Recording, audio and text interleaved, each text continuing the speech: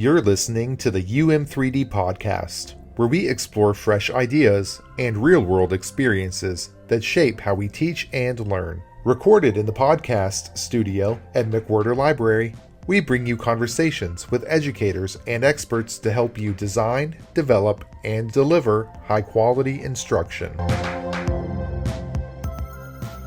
Today, we're talking about Makerspaces in the University Library, what they are, how they work, and why they matter. From 3D printing to laser cutting, we're exploring how these spaces give students and faculty hands-on tools to bring their ideas to life. I'm joined by Ben Clanton, Emerging Technology Integration Specialist and Head of the Sandbox Creatorspace here in the McWherter Library. Thanks so much for being here. No problem. Thanks for having me. Can you tell us a little bit about the Sandbox? Like, what's the main goal behind it? Sure. So like you've already mentioned, the Sandbox is the creator space here at McWherter Library. We have actually have a variety of spaces that we offer to basically anybody at U of M, and that's students, staff, faculty. All have access to our equipment and spaces. Our primary space is downstairs on the first floor next to the circulation department here in the library. So if anybody listening is ever looking for it, just look in the corner by circulation, and that's where you'll find us. That space is where we have, or where we currently have, our 3D printers. We have a Glowforge laser cutter, and probably our other big ticket item that we offer downstairs is a Cricut vinyl cutter. We also have a sewing machine that we're trying to figure out how to implement kind of into a more traditional tech kind of crafty type situation. So we're kind of wanting to expand our offerings in that regard. Then upstairs we have studio spaces that are available. In those we have an audio, or really two audio spaces, including the one we're in today, which is completely dedicated to podcasting. We also have a video recording studio that offers some lighting and stuff like that. We have cameras available for checkout at the main desk that people can use with that space. And then we also have a presentation studio all the way upstairs on the fourth floor. When it comes to the mission of the Sandbox and our creator spaces, I think a big one is just access, because there are other spaces on campus that have 3D printers and tech stuff. I even think there are some VR spaces that are available now in certain departments, but most of those departments limit it to the students that are involved in their programs. One of the things we like to do here is we like to let the entire campus community know that it's available to everybody on campus. So as long as they go through the workshops and get authorized, and as long as they follow our policies and all that stuff, they will have access to all this equipment if they want it, as long as they're at U of M. Another thing, we also like to, of course, we want people to, our students especially, that's really our main focus is giving students access to stuff for either free or low cost. We like to let them know that, of course, they can work on projects that are involved in their classes, but we want the educational experience to go beyond that and not necessarily be restrained by, traditional academic mores where it's like, okay, you have to use these things for a class. Every time I do a workshop, I encourage, especially the students, if you have any kind of entrepreneurial ideas, or you're wanting to maybe learn how to get a small business started, and you think like a laser cutter or a 3D printer or even a Cricut can help you out with that and make that a better experience, I encourage them to explore that and to always be comfortable to ask us questions about stuff like that. What role do you think makerspaces like the Sandbox play in modern universities? I guess I already kind of covered that. I think it not only augments the educational experience, meaning like for their classwork, it could add another dimension to their classwork, give them especially a more visual. I mean, like if you had a project and you could either like 3D print something that went along with that project and added to the depth of that project. Yeah. Or even with like our audio spaces where like I feel like our equipment is really user friendly and somebody can we have online orientations like for the studio spaces. And I feel like we've got it set up to where, at least in most cases, somebody could literally just walk in completely green and jump on the our digital recorder and record some decent audio. Oh yeah. And I think we've done. Casey Parkman was in. He's one of our librarians here now, but he was the person in this position before me, and he was really one of the architects of it, and really envisioned like this podcasting room, and was the spearhead in getting it set up. And I think he did a wonderful job and left me with a lot of stuff to work with. I mean, like the podcasting studio has like pretty much full soundproofing, so it gives you a good audio quality, I think.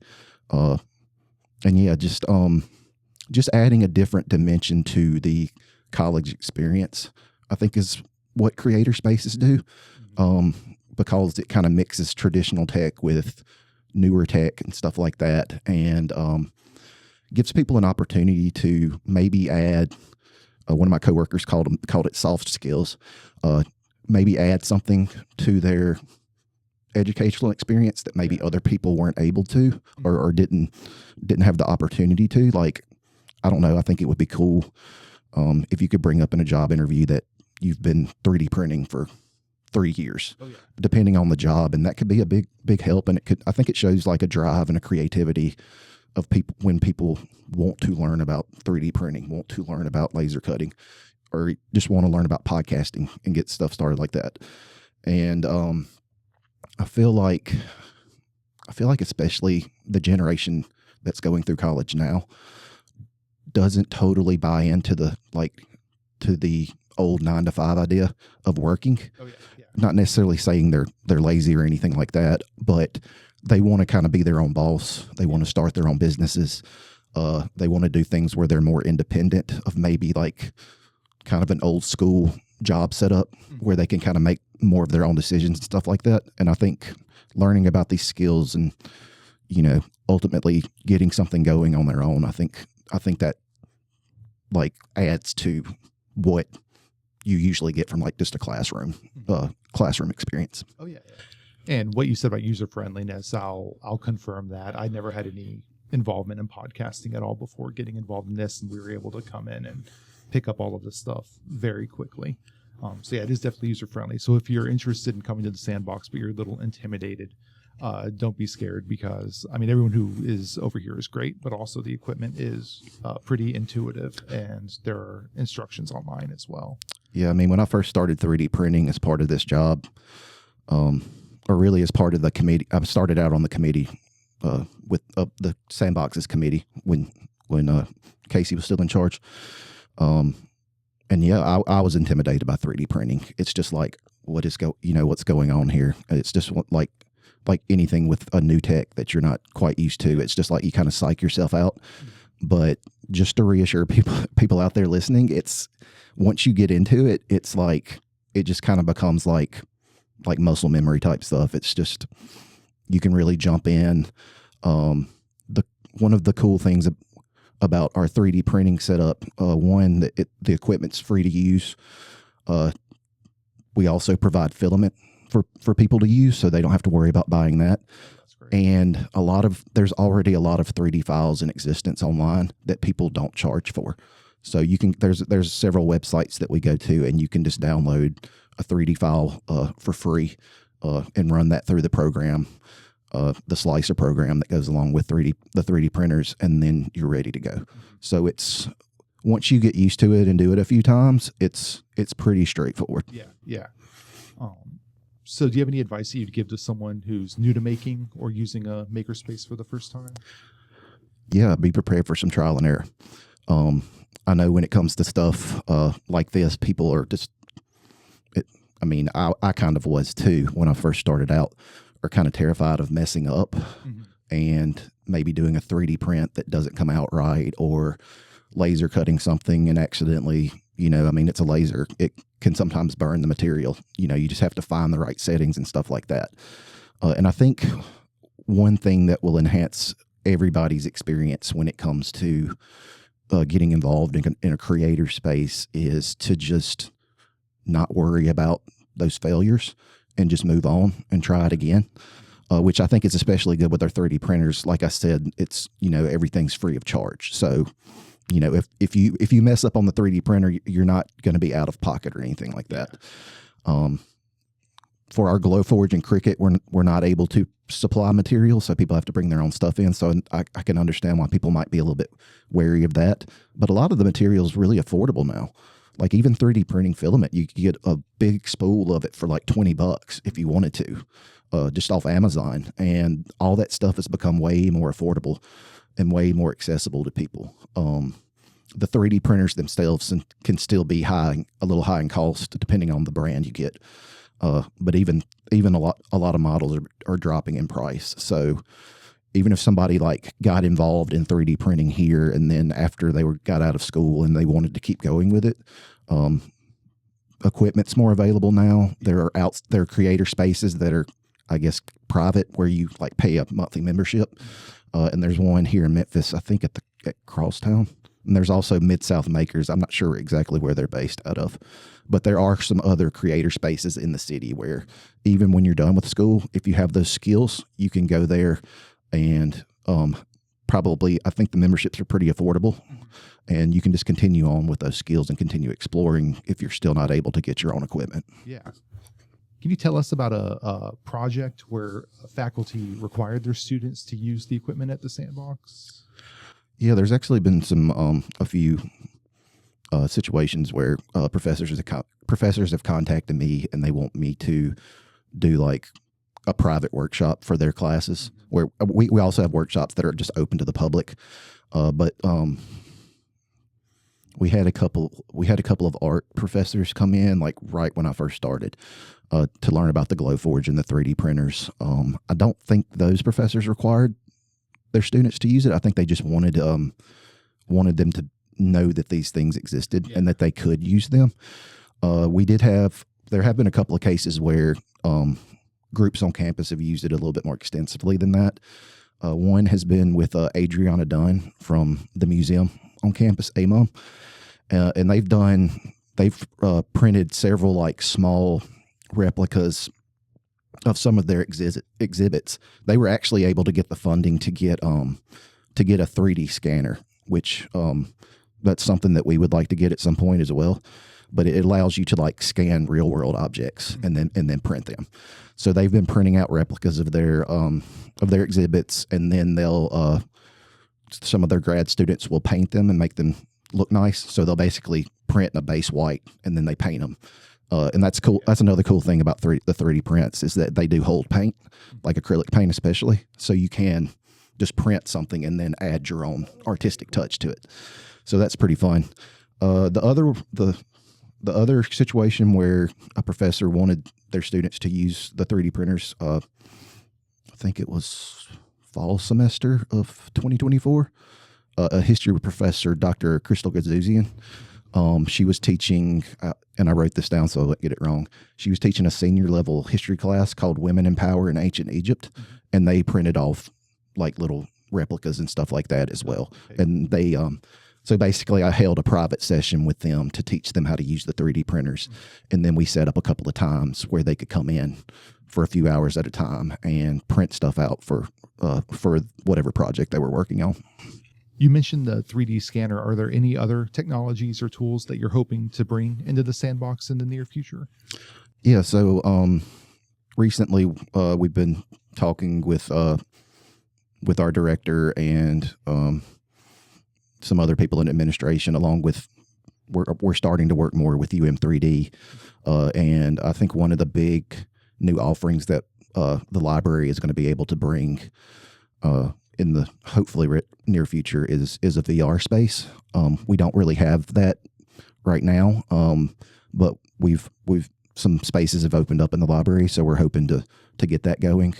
I know that's been a big thing with UM3D and planning for that, so I'm sure we'll be involved with that in some way, either with planning or however they want the Sandbox to help support that new space.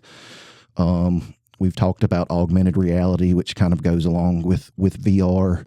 One of the things that kind of excites me that we've talked about is robotics.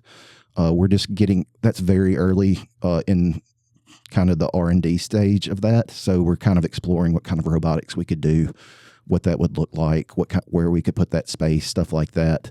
But I think that would be a lot of fun for students to learn about that. And also, there's, of course, in any tech space now, there's a big push with AI. And I think AI and robotics naturally go together because all that equipment needs coding and stuff like that. And AI I think could really, go hand in hand with some of the new spaces that we're planning. Mm-hmm. Another item that's more like a 3D printer, they do make resin 3D printers that print with resin instead of filament. And though the prices on those have really dropped in the past few years. So I think that would be a fun offering for our students. And I think from what I've read, it allows you to print like things that are a lot more detailed than what you can print with filament. So I think that could be something that would really appeal to our students and be kind of a highlight of the space if we were able to do that. And one thing it's not necessarily new tech, but a lot of creator spaces have like woodworking spaces and stuff like that where they provide tools and where people can do those kind of projects. I just don't know if that's feasible for us because just by the nature of the spaces that we have available, like with ventilation and stuff like that, and noise and, of course, sawdust and just kind of, it's just kind of a messy, woodworking is just naturally messy. So I don't know if that's something that we could do, but it's always something in the back of my mind because when I've been doing research on other maker spaces, a lot of them do offer that more kind of, for lack of a better term, that more of that hands-on kind of traditional tech, like woodworking, metalworking, stuff like that.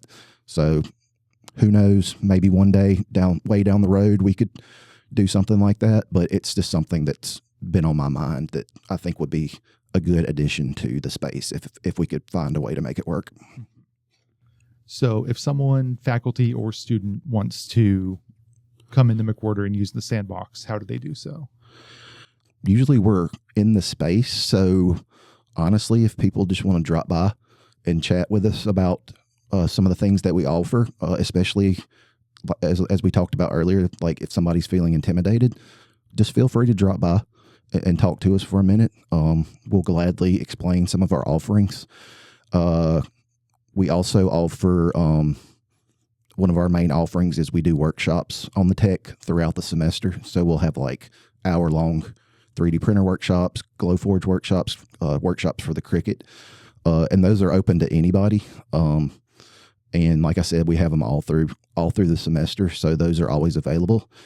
One of the things I like to promote, we also have, on top of our workshops, we also have events that we call Maker Mondays. And those are like more casual events where we're doing kind of more creative stuff, where the workshops are just very much like, this is the nuts and bolts of how a 3D printer works, where you find files, how you actually operate it. So it's more like a class, so to speak. The Maker Mondays are just, most of them are walk-in. People can come in and we'll have a variety of things going on.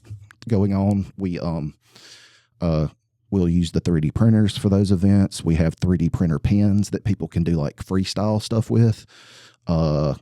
We've done resin events before, just all kinds of stuff that really utilizes a lot of the different things that we offer. And it's more casual. So people can like kind of take that opportunity if they attend to see, oh, okay, so that's what's going on in here. And then they can approach us or sign up for a workshop through, and we have it set up through the website, the library's website, where people can sign up for workshops. Yeah, and we'll put a link to that in the description of this episode too. Okay, great. Beyond that, I just encourage people to feel free to contact us and ask questions and really, get a sense of what the space can offer. And that way we can go through, the processes and all that stuff and kind of reassure them that it's really not that big of a thing just to get started. And I'll reiterate, don't be scared to mess things up. Everything will be fine.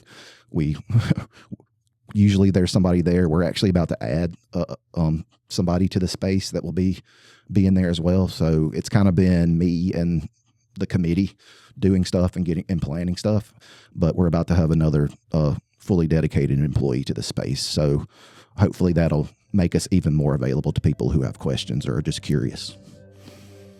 All right. Well, Ben, thank you so much. We appreciate you being here. No problem. Thanks for having me. Thanks for listening to the UM3D Podcast, and a big thanks to Benjamin Clanton for breaking down the world of creator spaces. If today's conversation sparked your curiosity, go explore and get involved at the Sandbox Creator Space on the first floor of the McWherter Library. Be sure to subscribe so you don't miss the next episode of the UM3D Podcast.